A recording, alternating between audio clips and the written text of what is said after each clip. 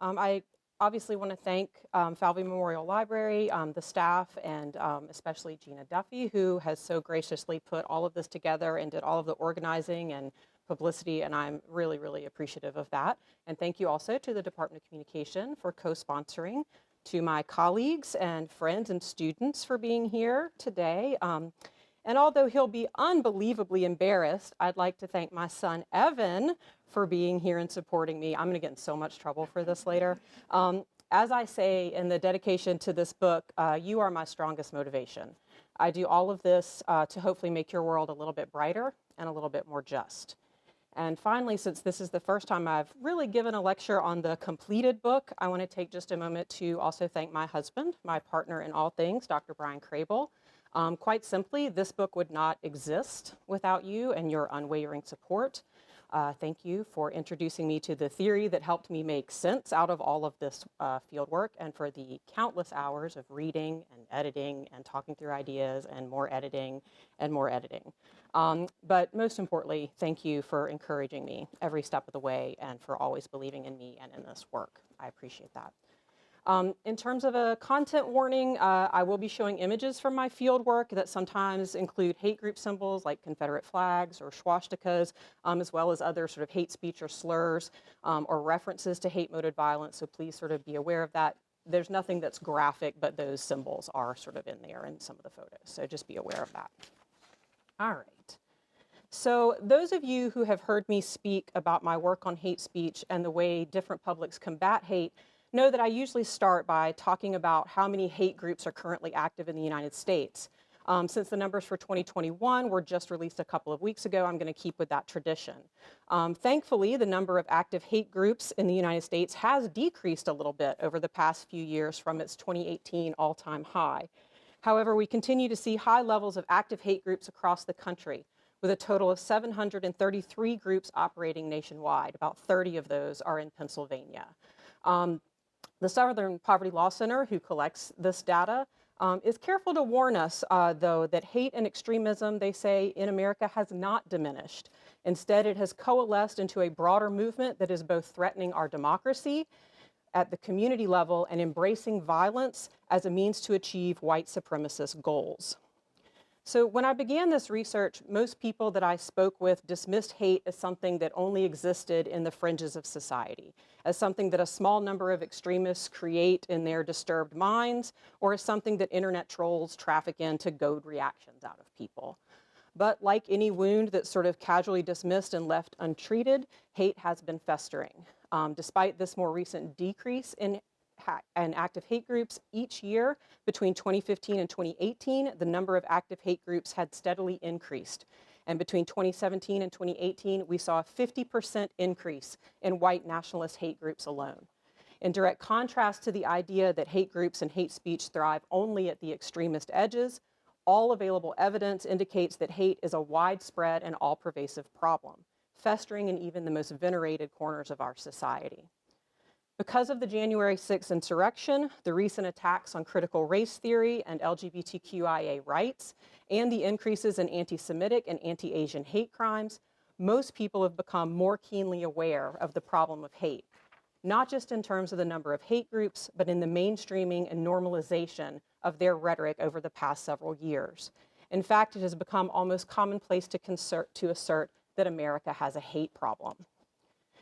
So if we're all a little bit more aware of the problem of fascist, white supremacist, and other hate groups, then it seems like a good time to talk about how we might combat hate. And so today I'm going to first talk about the counterspeech system, which is the non-regulatory system that Callie sort of mentioned, that we have established for dealing with hate speech in the United States. The counterspeech system holds that we must not counter hate speech with laws or government regulations, but with a public response. This system has very real consequences for both individuals that are victimized by hate speech and for our democracy.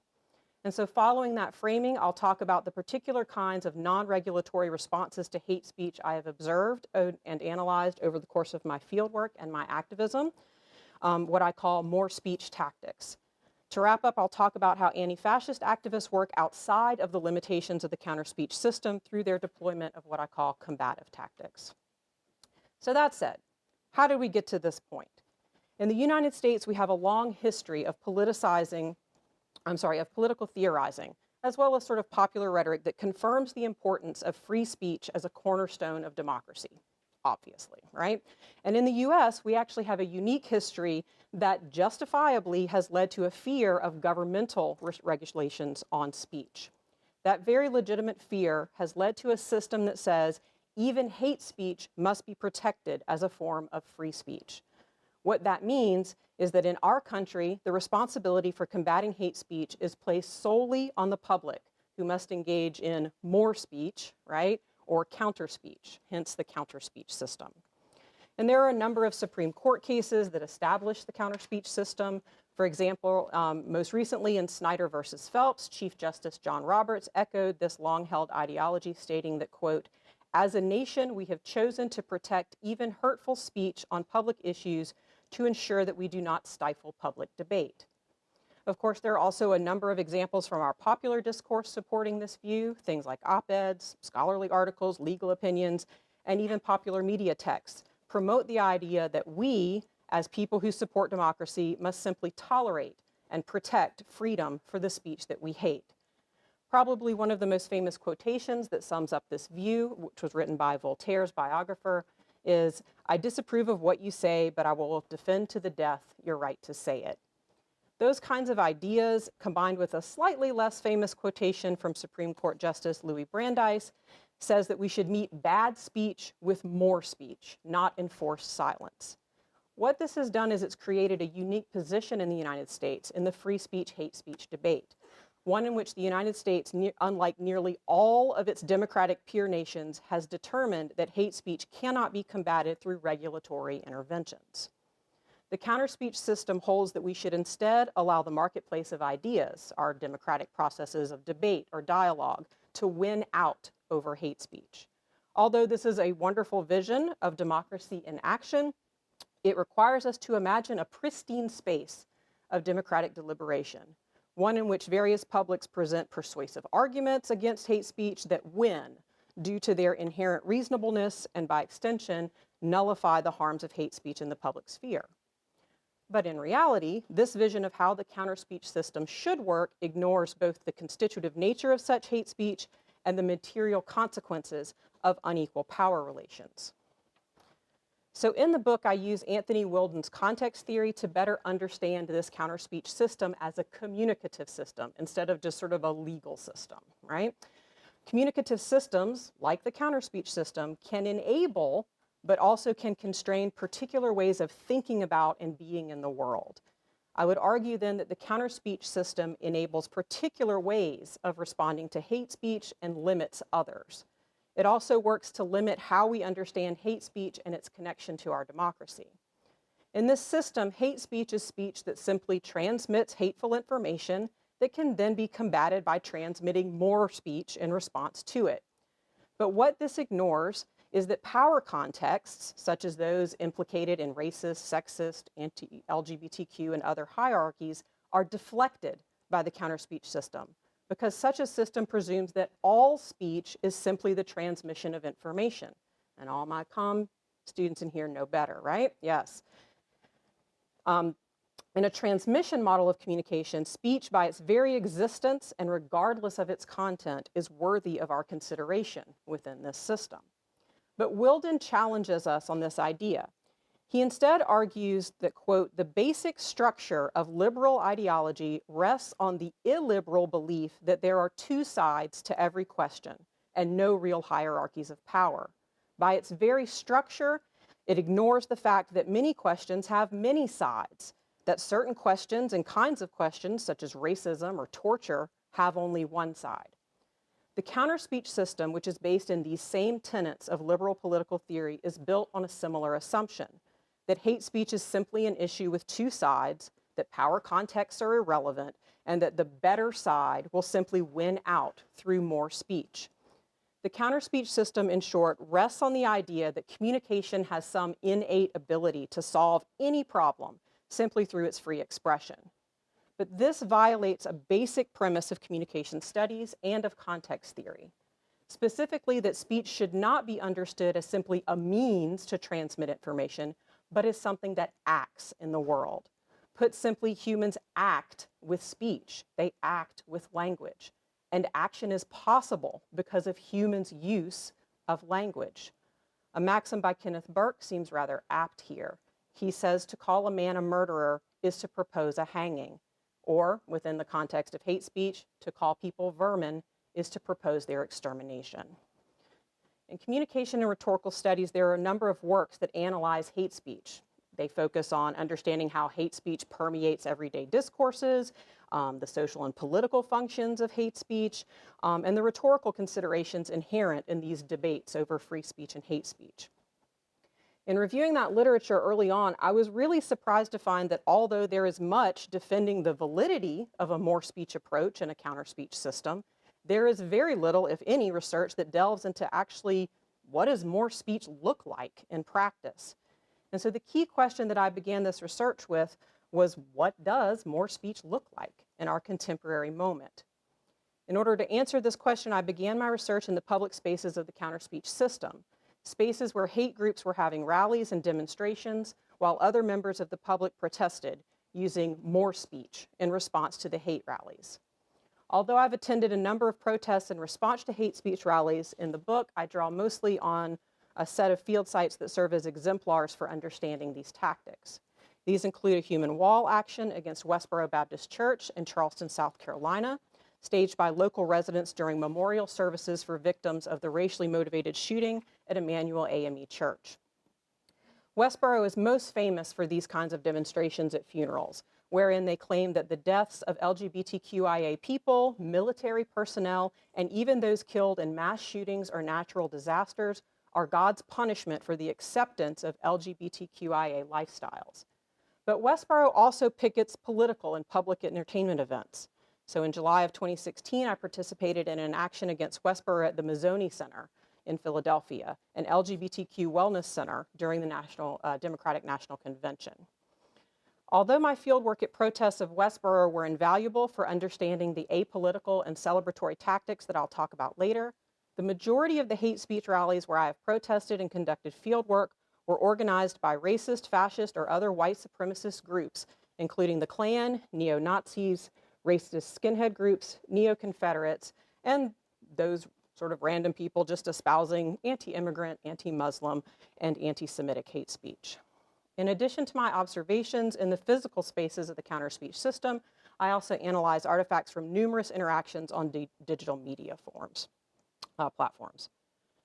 Following the majority of my field work, I worked to develop a typology of the more speech tactics used to combat hate. These more speech tactics fall into two broad categories: persuasive dialogic tactics and confrontational tactics. These two categories of tactics are differentiated according to how they engage specific audiences, messages, and actions in the field. For example, public dialogic tactics involve interpersonal dialogue, and public dissemination campaigns.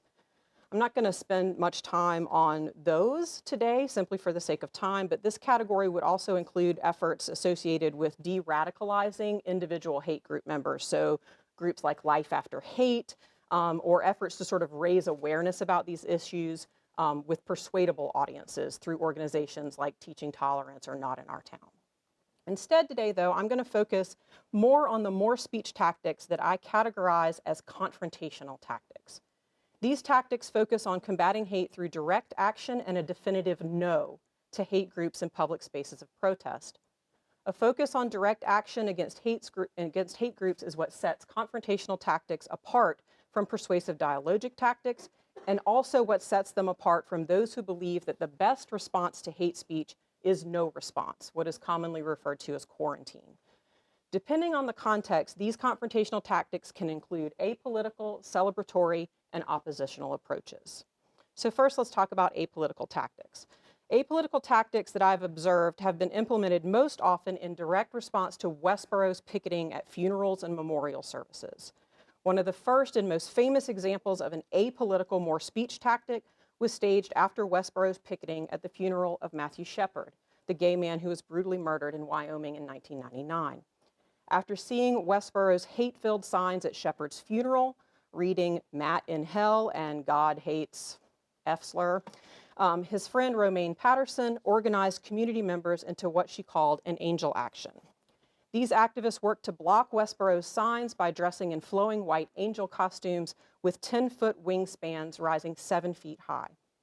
After this spectacle of love and protection for the Shepherd family, Patterson began getting requests for DIY angel kits from a number of people across the country who were also attempting to protect mourners from Westboro's hate speech, specifically at memorial services. Those engaging in apolitical tactics tend to communicate a definitive message that says, no, not here, not now. Although these community members might acknowledge that political speech is important or that we must tolerate hate speech in some contexts, they argue that a memorial service or anywhere that mourners might be present is simply not the time or place for any political speech, especially hate speech. Their definitive no communicates that political picketing at a funeral is disrespectful, inappropriate, and even profane, given the sacred nature of a funeral. Like all of the more speech tactics that I'll talk about today, apolitical tactics meet hate speech with more speech. However, this particular speech is less verbal and more corporeal, less vocal and more silent, because Westboro's speech is considered by most to be profane within a funeral setting. Apolitical tactics involve being silent in confrontations with Westboro. Those engaging in these tactics are usually adamant about not speaking directly to the hate group. Their job is simply to protect the mourners from the hate speech. This leads to the second type of action characteristic of apolitical tactics, and it's what I've termed the corporeal shield. Corporeal shields involve community members using their bodies or signs or angel wings, right, to create barriers between mourners and Westboro picketers. Although many states and the federal government have instituted funeral picketing laws in recent years that create buffer zones where picketers are not permitted to demonstrate, community members find that these buffer zones do not adequately protect mourners from hate speech. Buffer zones are deemed insufficient because they are empty and therefore do not actually prevent mourners from seeing Westboro's large neon-colored signs. Patterson herself recognized the limitations of buffer zones in her first angel action and described how the participants filled the space with their huge outstretched wings, blocking their vicious signs from view, working to form a living shield. I argue that these apolitical tactics can be effective in combating hate because of their innovative use of corporeal presence, reasserts boundaries between public protesting and private mourning, and between the sacred space of the funeral and the profane speech of Westboro. These are things that happen in ways that regulatory tactics such as buffer zones simply won't do, right? So the next set of confrontational, more speech tactics are celebratory. These tactics include counter-demonstrations to hate groups in contexts outside of funeral spaces. These tactics focus on celebrating difference and meeting hate with love. For example, people countering Westboro's hate speech have engaged in public dance parties, same-sex kiss-ins, and other celebrations of LGBTQIA pride. For example, at the action at the Mazzoni Center in Philadelphia, people came together to counter Westboro picketers with an LGBTQIA celebration. And so you have performers on stilts. Those guys are on stilts. You have lots of signage. This was all in front of the Mazzoni Center. All right. So celebratory tactics communicate messages of love, diversity, and unity directed at hate groups, their targets, and larger community audiences. Like all confrontational, more speech tactics, they communicate a definitive no. In this case, no hate, only love. These messages, which are quite similar to those espoused through persuasive dialogic tactics, are not really what is most interesting about celebratory tactics. Instead, I believe it is how these messages are communicated that is most worth noting. Through their actions, publics engaging in celebratory tactics communicate their messages through embodied performances and humor, confronting hate in unique ways. Celebrations are, as a rule, festive and full of laughter. So in addition to using things like humorous noise brigades, using hand fans to drown out sound, kazoos, band members, all kinds of stuff. There's one guy that follows them around with a tuba and plays music the whole time, like that makes them look ridiculous. It's amazing. At many counter events against Westboro, people dress up as religious figures or have signs with religious figures, such as Jesus, right? And directly confronted Westboro's messages with signs reading things like, no, I don't hate, or I said I hate figs, right? At the Mazzoni Center action, one such performer dressed as a priest had humorous signs, he had so many of them, complete with Bible verses that said things such as God hates mixed fabrics, Deuteronomy 22:11, and God hates figs from Matthew 21:19. And those are the actual Bible verses. One of my favorite celebratory tactics occurred in a small town in Germany and involved a community effort to counter neo-Nazis by raising money for the group Exit Deutschland. Exit Deutschland is kind of like Life After Hate. It's a de-radicalization initiative that works to assist people trying to leave extreme right-wing or neo-Nazi movements in Germany. So here's a quick video of their celebratory tactic that I think is pretty cool. Humorous stuff, right? So this kind of humorous prank works, right? Because it humiliates white supremacists. In that case, they used it as a huge fundraising effort, and it leaves them, instead of feeling sort of pepped up and emboldened, right? It leaves them feeling sort of embarrassed, right? Instead of triumphant. And so celebratory tactics often appear at confrontations with hate groups. These things are usually all mixed in together, right? However, after the violence in Charlottesville, we entered what I would call a more humorless context, one in which those wishing to confront hate have become more oppositional. And so the last category of confrontational more speech tactics that I'll talk about are oppositional tactics. And these are the ones at the bottom. So oppositional tactics confront hate through, again, they're more speech tactics that are comprised of more avowedly political responses at protests, right? So just very briefly, because I don't want to spend a ton of time on this, oppositional tactics are usually enacted by a multitude of sort of affinity groups, other sort of concerned community members that sort of just come out, sometimes the first time they've ever been to a protest. And their message is also a definitive no. They use direct action in the field, and their message is of no, not in our community. So an oppositional approach thus involves direct confrontations with hate groups that are foreground more traditional, nonviolent protest practices with what, that most people are familiar with, making signs, displaying signs, participating in chants, giving and listening to speeches, and marching through public spaces. In Noonan, Georgia, at an anti-neo-Nazi march, I saw a protest sign that read, "No silence, no violence." This sign succinctly summarizes the types of actions deployed in an oppositional approach. It indicates both the importance of confronting hate, no silence, while also maintaining a traditional nonviolent stance in terms of protest, right? No violence. So overall, I would argue that these three types of more speech tactics can be effective in combating hate because they disrupt two taken for granted assumptions of the counterspeech system. One, that the public should ignore hate speech by adopting a quarantine policy, or two, that the best more speech tactics are those based in persuasive dialogic approaches. Confrontational tactics, by their very nature, are not dialogic or persuasive. They are disruptive. As with the nonviolent protests that are commonly accepted as part and parcel of effective social movement organizing within the counterspeech system, these confrontational tactics are what Wilden would call a tactical innovation, because they reject quarantine and dialogue as tactical choices. It is this disruption of acceptable state-prescribed tactics that is effective in pushing the limits of the more speech tactics available to those seeking to combat hate. Although these tactics can be effective in pushing the boundaries of our tactical choices, I would argue that they do remain entrenched within the context of the counterspeech system and therefore remain limited in their effectiveness. For example, confrontational tactics do not prevent hate group organizing or hate speech dissemination. They are simply reactive. At this point, I'm going to return to context theory for a minute. Despite these tactical innovations, I would argue that these tactics do not overcome what Wilden calls the strategic ignorance that is created and perpetuated by the counterspeech system. For Wilden, strategic ignorance is, quote, an ignorance we are not aware of. When strategically ignorant, we do not recognize what we lack, or indeed that we lack any kind of perception, experience, or understanding at all. Strategic ignorance is not an ignorance resulting from an absence of information, nor by an ignorance resulting from the presence of false information, both of which just require more messages, right, to sort of correct. Rather, this is ignorance at the level of the code. This is strategic ignorance, a perspective that actively distorts or otherwise renders unintelligible any attempt to turn it into useful knowledge. When applied to the counterspeech system, strategic ignorance limits or distorts our awareness of other tactics that can help us combat hate.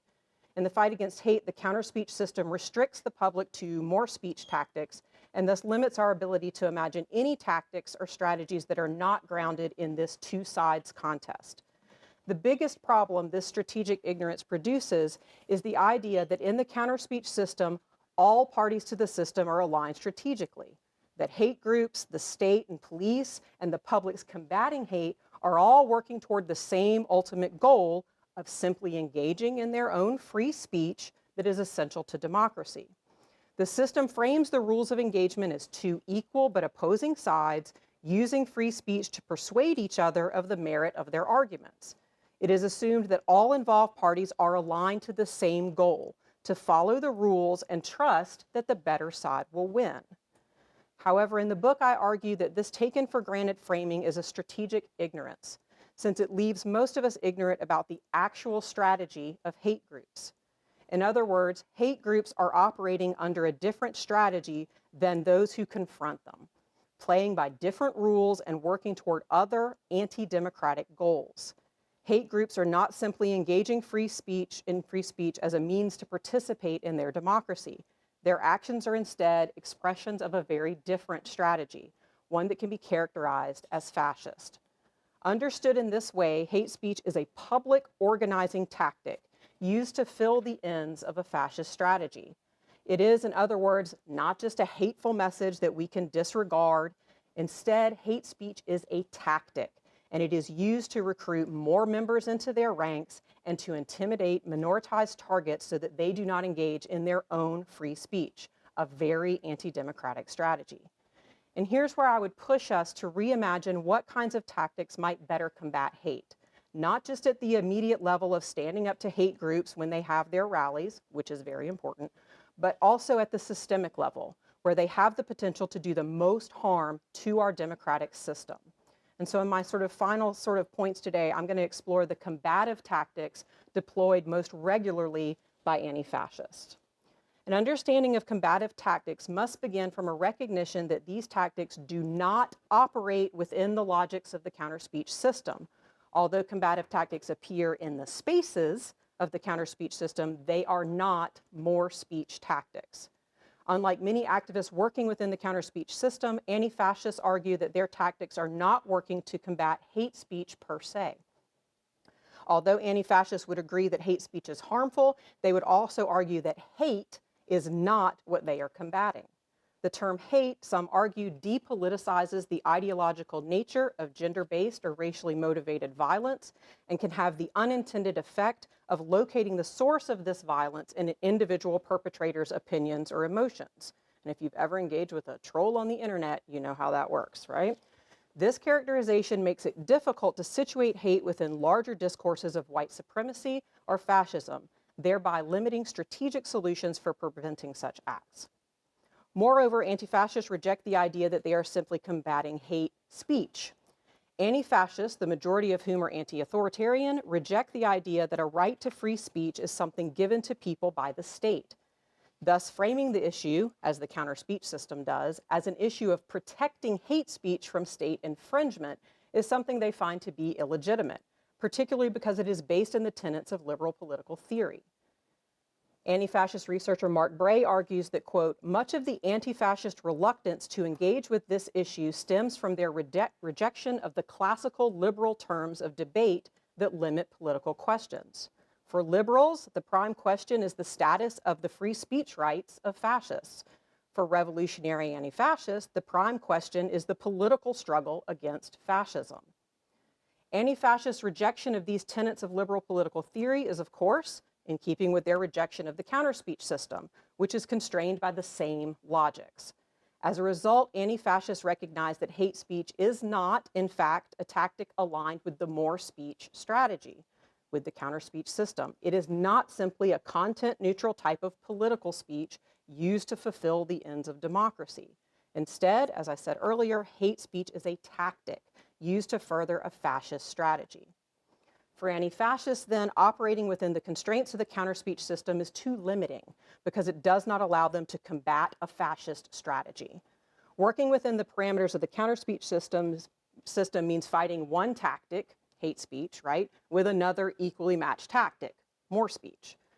Sometimes tactical innovations can lead to victory in battle, right, such as when the tank improved the chance of victory simply by its virtue of being a tactical innovation over the gun, right? So if you have tactic gun against tactic gun, this is how this works in war, right? Sometimes there's innovation, right, military innovation that can defeat that. Anti-fascists take the same sort of approach in terms of hate speech. Within the context of the counterspeech system, battles are often fought at the tactical level. Hate speech versus more speech. Sometimes a tactical innovation, like an angel action, can occur and win a particular hate speech battle by virtue of its being a tactical innovation over persuasion or quarantine. However, in each of these examples, the strategies of war, of fascism, or of more speech remain largely intact. We are only fighting tactics with tactics. But Wilden tells us that you cannot beat strategy with tactics. Instead, what is of supreme importance is to attack the enemy's strategy. Anti-fascists, I would argue, seek to combat the fascist strategy, of which hate speech is simply one tactic. And so when deploying combative tactics, anti-fascists frame their operations according to a central ethical and ideological justification, self-defense. In fact, anti-fascists often explicitly state that anti-fascism is self-defense. Self-defense in this formulation not only includes the protection of an individual person from harm, but also includes the defense of others, including protecting targeted groups and the larger community from the fascist organizing that can lead to large-scale violence. Self-defense also means taking a proactive stance against fascist organizing on a small scale, stopping it before it again becomes a large-scale threat to communities and the world, which is why when I started this research and there were a dozen hate group people at a rally, anti-fascists still showed up at seemingly the most mundane, small-scale kind of thing, because they believe that that is where you stop this problem before it becomes something larger, right? According to an interview with one anti-fascist, quote, "You fight them by writing letters and making phone calls, so you don't have to fight them with fists. You fight them," and they mean fascists.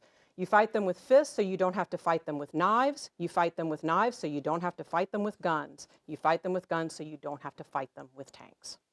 In other words, central to this framing is the idea that taking a proactive position against hate speech is important for preventing its recruitment effects from blossoming into full-scale implementation of fascism. This represents an important distinction between combative tactics and the more speech tactics that I talked about earlier. The counterspeech system limits the public to reactive tactics only, reacting to hate speech with more speech.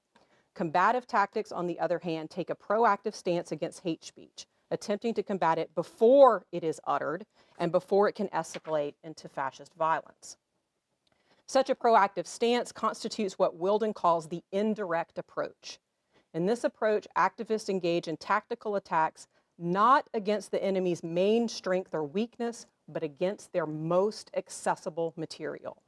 Taking an indirect approach to fighting the fascist strategy similarly does not mean attacking fascism once it has become a strong, entrenched political system.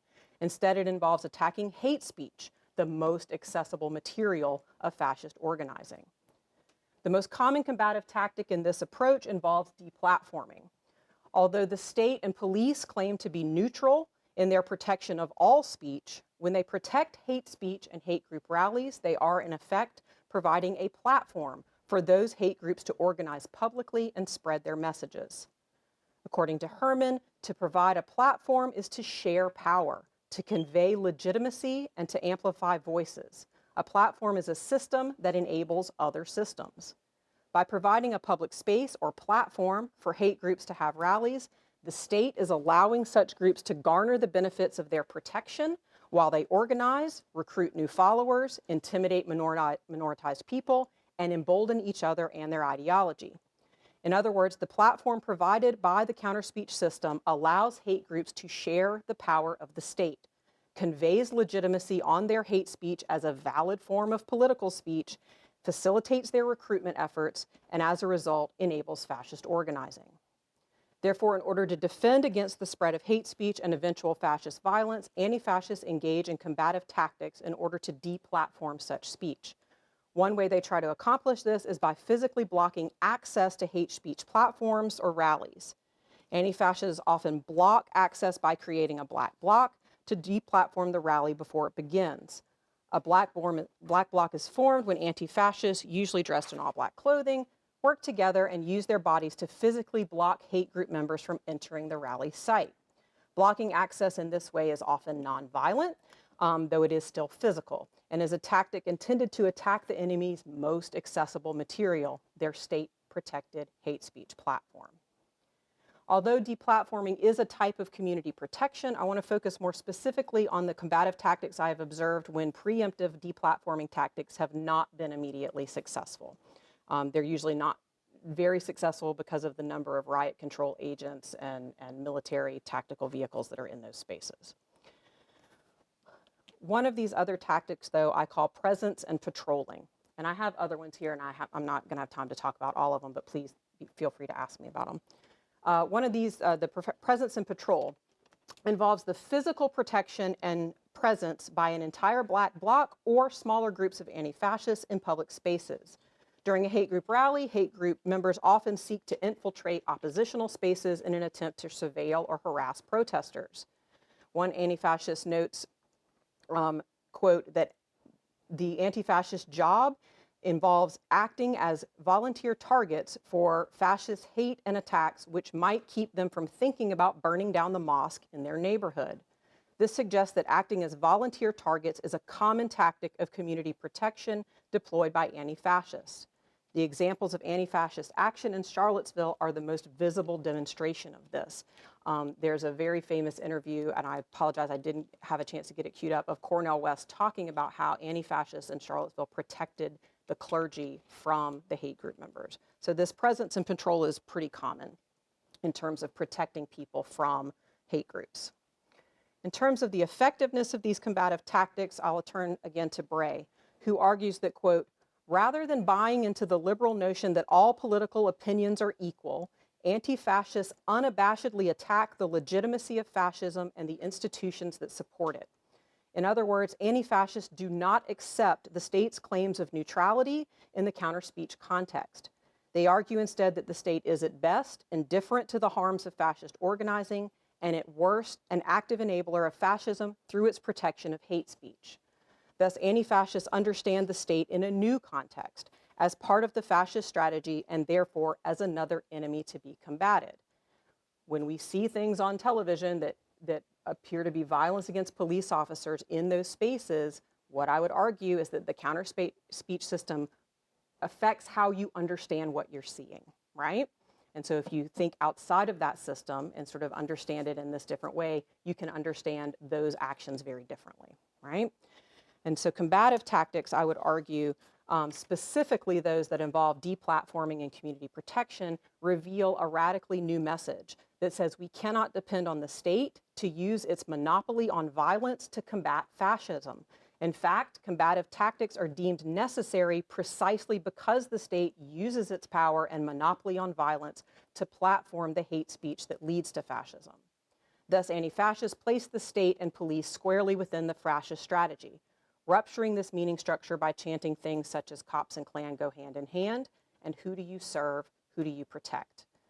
Anti-fascist ideological commitment to fighting fascist strategy, including its protectors, is coupled with a strategic flexibility, allowing them to work outside of the constraints of the counterspeech system. So to sort of wrap up so we can turn this over to some questions, I would sort of end by saying, like, as a communication scholar, I believe that communication creates our world. What we say and how we say it does something in the world. Words don't simply contain abhorrent ideas that we can just counter with more words containing better ideas. Hate speech creates something in the world because all communication has a part in creating our communities. Thus, a rhetoric that says hate speech is to be protected creates a world where hate and violence are continually perpetuated and escalated. When minoritized people in particular try to engage in more speech and have their safety threatened by hate groups, They are often forced to take steps to protect themselves and their families, steps that often involve exiting the public sphere altogether, effectively silencing their free speech. Thus, hate speech, when understood as a tactic operating within an anti-democratic system, reveals that hate speech's harms are not just felt individually, but the harms are to our very democratic system. We need to think critically about what kinds of speech limit people's access to public deliberations.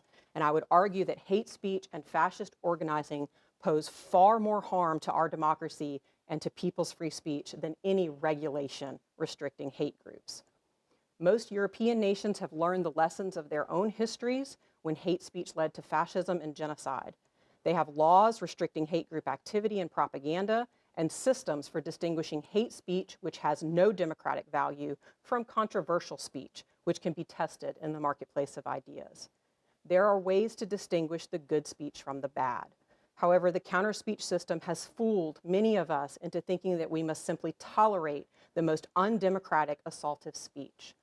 But I ask you, who benefits from us believing that we, the people, are not capable of coming up with more democratic ways of dealing with hate speech?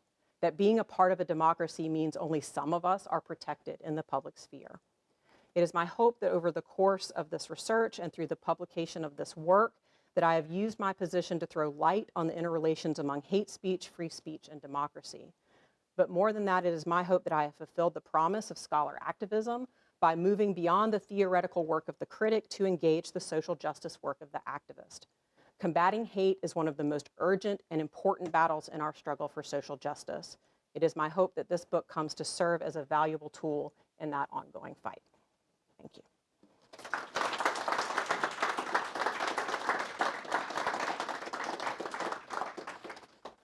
All right. Hit me. What we got? I'm ready.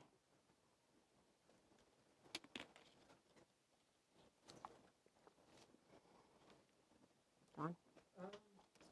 You did after say that we could ask about some other combative tactics. Sure.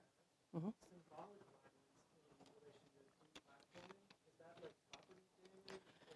Yes.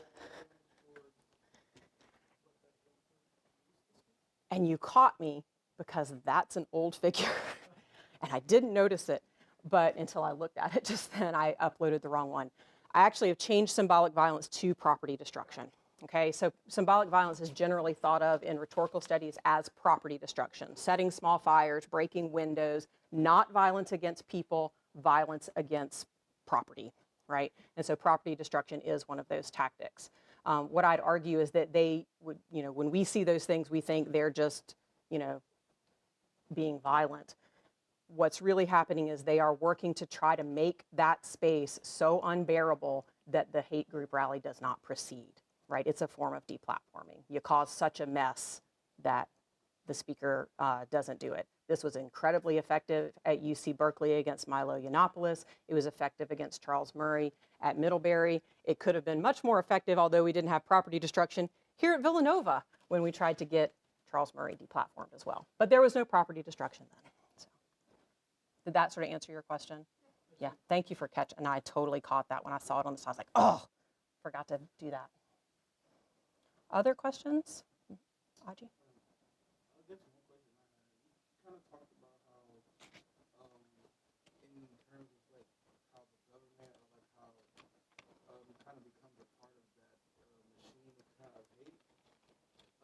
That was really interesting to me because, I guess when you're talking about direct action or combative or combating hate, oftentimes I think the groups who are trying to combat hate, they kind of get portrayed a certain way or treated much differently than these hate groups themselves. And I guess in your research, how did you kind of continue with that, especially because I feel like when we start, I think when we talk about combating hate, it kind of lives outside of the speech realm and kind of goes into actual action. So I guess did you really specific research about how action and speech is kind of perceived differently by the government? Sure. There's stuff in the book that talks about that in terms of government regulations and how the Supreme Court sort of separates speech and action in certain ways, and in other situations they don't.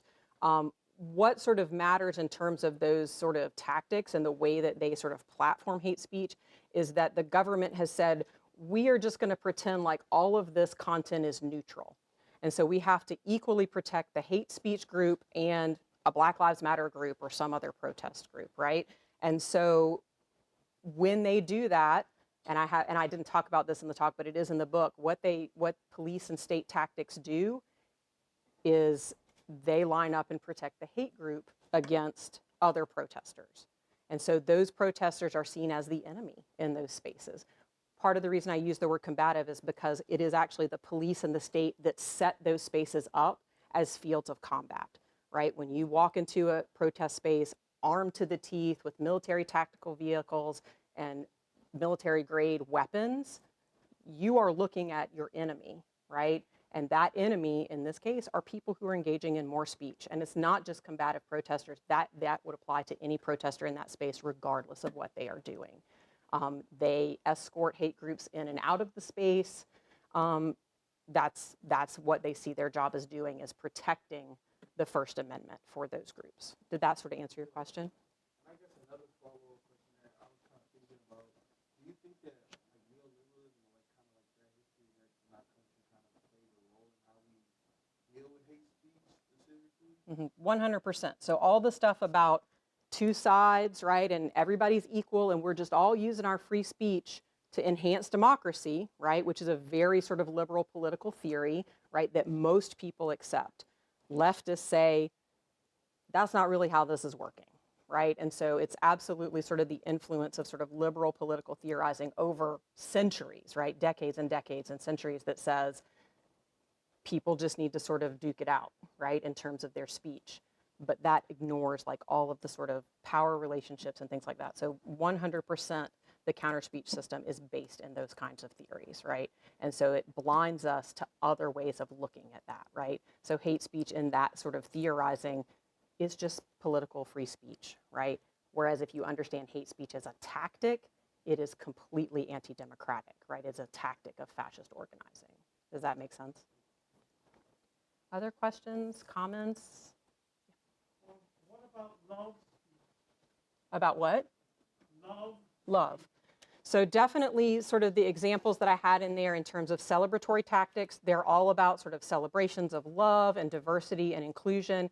And I think those things can be really, really effective, especially when you're dealing with someone like Westboro, right? Because Westboro is sort of seen as a nuisance in a lot of ways. And so they are easy to make fun of. And it's easy to sort of celebrate sort of LGBTQ identity and sort of these expressions of love and things like that.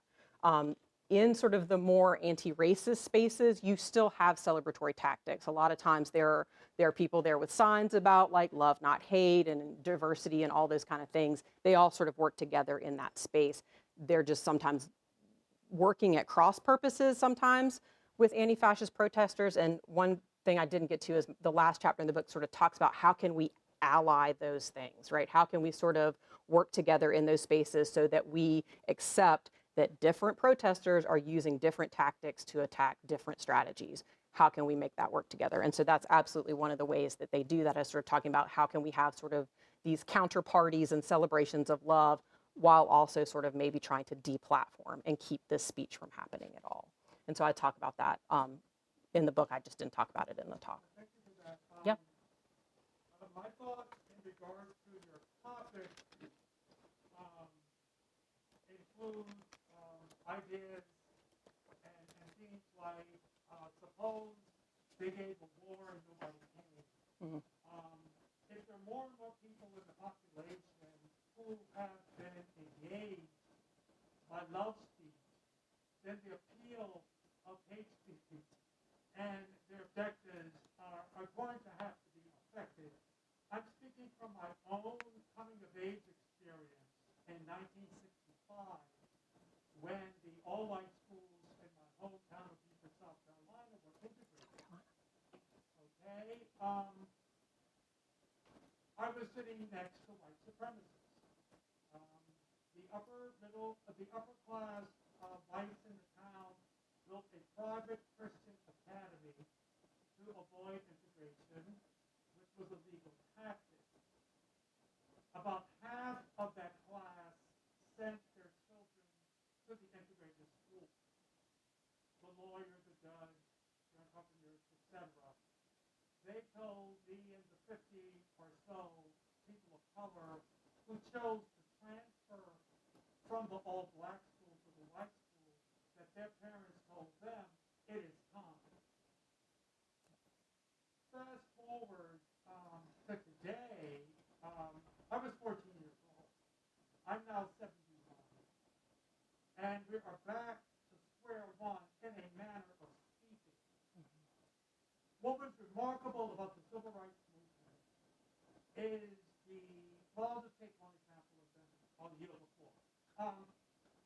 Love speech, Martin Luther King's Christian witness, garnered ecumenical support for the civil rights movement in general and for the March on Washington in particular. If you look at the photographs of that historic march, you will see the effects of love speech. Mm-hmm. So my encouragement and my hope is that if we simply ramp up, in addition to countering and everything that you so brilliantly articulated, I'm going to buy your book. I can't wait. I can't Thanks. wait for it to come out. And also, if we were to match the furor and the fire of January 6th with a furor and fire of righteousness, I mean, all religious denominations, all spiritual practices, we're talking about artists and intellectuals who believe in thinking and doing the right thing. Theological schools, Christian academies, divinity schools, all are at one level or somewhere or another committed to and believe in love speech. If that cohort and our culture were to massively deploy their resources and their values and their voice, we may have haters calling for a war and nobody shows up. I would love for that to be the vision. I am 100% on board with that. My biggest concern about sort of the brilliance of the civil rights movement and nonviolent as a strategy of sort of organizing and sort of bringing people to public consciousness, my concern is that our context has so dramatically changed in the public spaces of protest. Not in terms of like you're talking about, like this is a sort of a major educational sort of movement that needs to happen, and I totally agree with that. I think the spaces of protest have become so militarized and so disciplined to the point that I get worried about the effectiveness of nonviolence in terms of that sort of strategic sort of protest space. Outside of the protest space, I'm here for it, but I think it's going to take a lot of love to overcome the militarization of our protest spaces. And I am here for it. I wish more than anything that that was what I saw. Yeah, yeah, no, totally. I wish that that was what I could see in those spaces more. Yes, sir.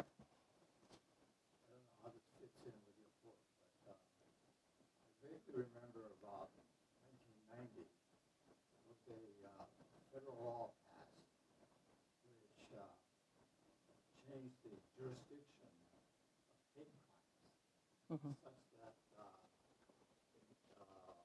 when an incident occurred in particular in southern states, in which black and brown people were,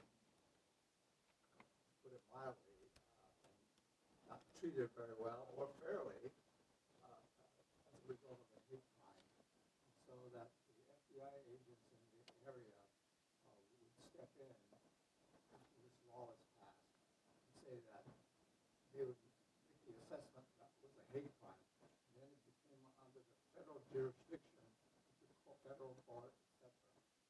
I'm just wondering your commentary on this shift in responsibility and the impact it had on the larger society. So those federal hate crime statutes are actually what have been used. That's what was used to incarcerate Dylan Roof in the Emmanuel AME shooting, and also James Fields Jr., who is the person who hit Heather Heyer in the Charlottesville protests. I think that that's the problem with the federal hate crime regulation is that they very rarely sort of enforce it, because they argue that, like, how do you prove that, right? There are so many sort of levels of trying to prove that. My concern is how that again becomes a reactive thing, which is how law enforcement works, right? In a lot of ways, right? It's reactive, like this person has been harmed and we're going to, charge the perpetrator, instead of sort of hitting this at the point that says, how did that person become so radicalized, right? Dylan Roof radicalized himself online, right? And so how do we sort of stop that before it ever gets to the point of a shooter going into a synagogue or a church or a temple or anything like that? And so for me, the federal hate crime regulations are great, but they're not sort of hitting the problem where it starts. And so that's my concern. I don't know if that answered your question, but yeah.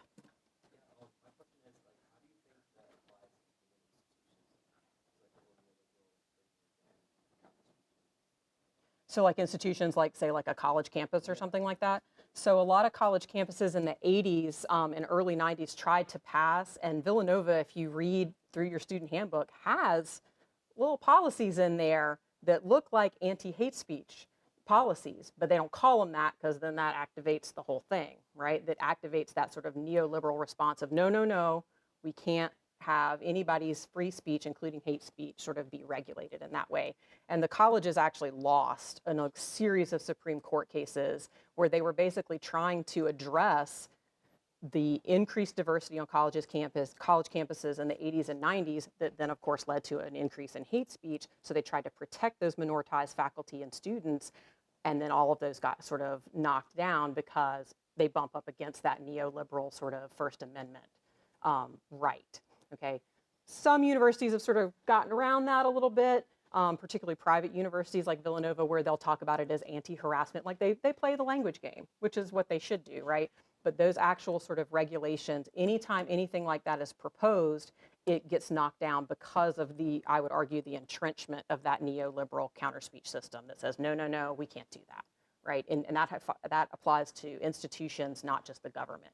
Most institutions have sort of accepted over the years that they need to prove that they are tolerant of diverse ideas. So when you hear people talking about viewpoint discrimination or increasing diversity in terms of political opinion, that's where that's coming from, right? Is this idea that we, as particularly college campuses, but other institutions, have to prove that we are super Democrat, right? We're super democratic because we don't regulate hate speech, right? We wear that as a badge of honor.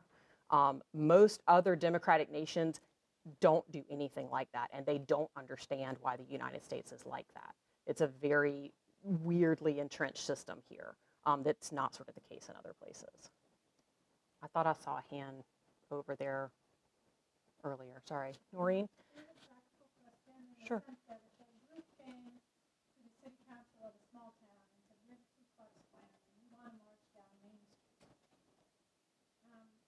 Knowing the history of the Klan and the violence and what it incurs and what it, pushes people to do, we have no, and I think you just answered the question, that's why we have no recourse to say no. Legally, no. The state, the city, the federal government has to grant the permit for that and provide the protection of the platform because they cannot make a distinction based on content. And every time they've tried, that's what all the Supreme Court cases are when cities or people tried to sort of say, no, you can't have your rally here. You can't march through this Holocaust survivor neighborhood with your swastika armband. And the Supreme Court has said, no, you can't do that. And so the only response that we have are these sort of community groups who go out and sort of try to combat it without not just without protection from the state, but actually fighting also against the state that is looking at them as the enemy, right? So yeah, you're absolutely right. That's how that works. And in our country.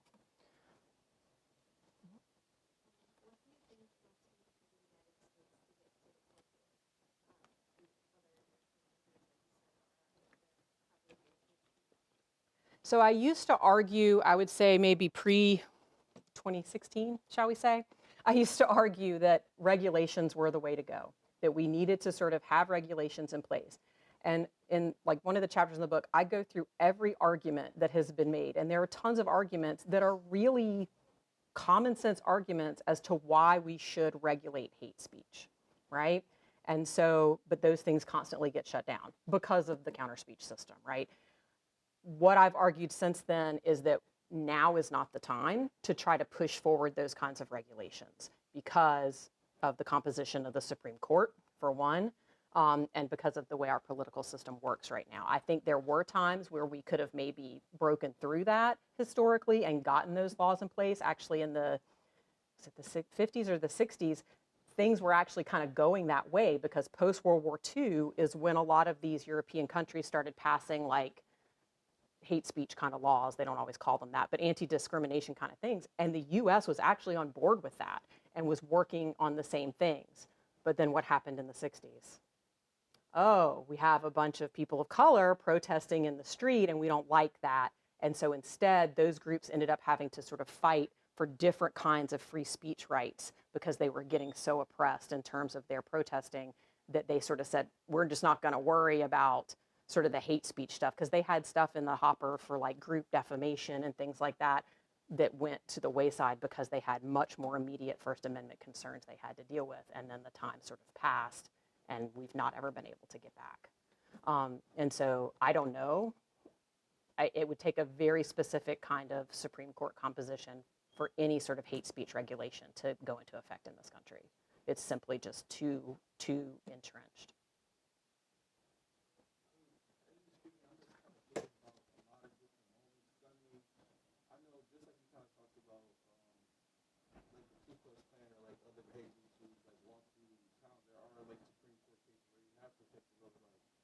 Then I think about like the state or like even municipal response to like Black Lives Matter protests or other protests like after George Floyd was killed. Yep. And I just think about why we got such a militarized response and like how that worked and like what speech is considered hate. I mean, what speech is or what speech or what actions are protected? Because like even talking about love speech, I'm thinking when we're talking about protests that are like anti like a violent act, but they still are received like they still receive a militarized response. Yes. Then it kind of becomes like arbitrary what speech or what action is being protected or not protected by the government.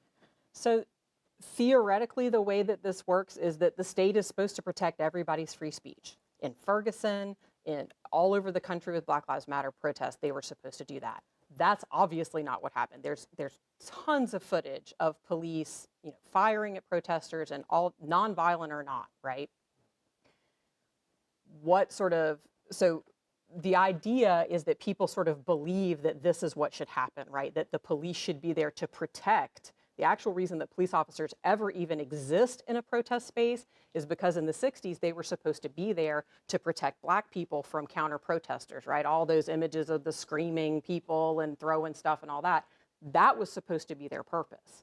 Now we know historically that's not what happened, right? Because racism, right? Because white supremacy and racism that says, who is my enemy in this space? And so they've been increasingly militarized over the years. And what those sort of things assume is that the state actually has any interest at all in protecting dissent. And they don't, right? Presumably they should, but that's never borne out in practice, right? They have no interest in actually protecting protesters. They are interested in protecting property. They are interested in protecting certain people's social location, and they are interested in protecting the state from that kind of social change. Would be what I would argue. Others would disagree with that, but that would be what I would argue based on my own sort of way of looking at that. I saw a hand in the back. Yes, ma'am.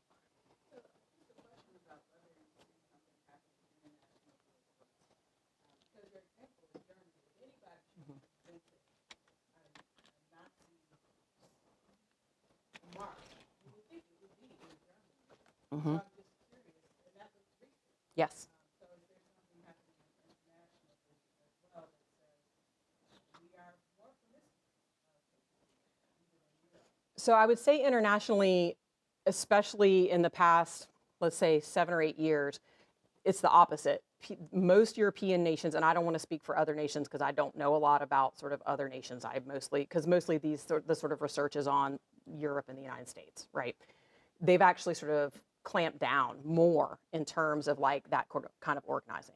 The reason that that video exists is because there, if you notice in that video, you see no neo-Nazi insignia, no swastikas, nothing. Everything, and you notice they're like carrying wreaths, because what that march is in Wunsiedel is a memorial march for Rudolf Hess. I think, was it Hess? I think it was Hess, because he was buried in that town. And so they frame it as a memorial march, which is legal, right? And since it's not supposed to be like a rah-rah, I'm a Nazi rally, the government has to allow it. But they're not allowed to wear any Nazi insignia. That's why they're all just dressed in black. They're carrying like funeral wreaths. So they kind of do this end around to have that march, right? Which is why the town people in the town did what they did, is because they tried to sort of go through the legal channels and get it shut down, because they've been doing this for years. But they couldn't, because it's not a political rally, it's a memorial march for Rudolf Hess. And so they kind of, you know, and there's always ways, right, to sort of get around those, but I don't think that that means that like Germany is starting to relax any of that, because you're definitely, at least from what I've seen, that you've not seen a lapse in any of that stuff. The United Nations has actually been starting a lot of campaigns to try to up sort of our ability to combat particularly online hate speech.